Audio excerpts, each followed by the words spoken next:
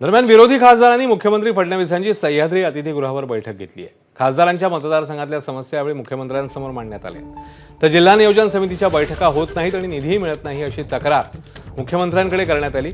खासदारांना केवळ 5 कोटींचा निधी मिळतो अशी खंतही व्यक्त करण्यात आली। तर पूर्वी केंद्राकडे पाठपुरावा करण्यासाठी अशा बैठका व्हायच्या, मात्र गेल्या अनेक वर्षांपासून अशा बैठका होत नसल्याची मुख्यमंत्र्यांच्या निदर्शनास खासदारांनी मग आणून दिलं। यावेळी 13 खासदार उपस्थित होते। यामध्ये सुरेश म्हात्रे, अरविंद सावंत, सुप्रिया सुळे, शाहू महाराज छत्रपती, प्रतिभा धानोरकर, डॉक्टर प्रशांत पडोळे, बजरंग सोनावणे, शोभा बच्छाव, बळवंत वानखेडे, विशाल पाटील यांनी मुख्यमंत्र्यांशी चर्चा केली आहे।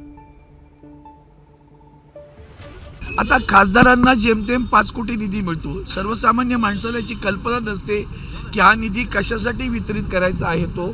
आणि आम्हाला बंधन नाहीत की बांधकाम केलं पाहिजे। त्यांनी इंग्रजीमध्ये परमनंट ड्युरेबल ॲसेट तयार करायचं लिहिलं आहे। आता मुंबईसारख्या शहरामध्ये लोक आमच्याकडे रस्ते दुरुस्तीसाठी येतात, चाळीच्या दुरुस्तीला द्या, ह्याला द्या, त्याला, आणि मग त्यांना कळतं खासदार देऊ शकत नाही, मध्ये नाराजी व्यक्त करतात।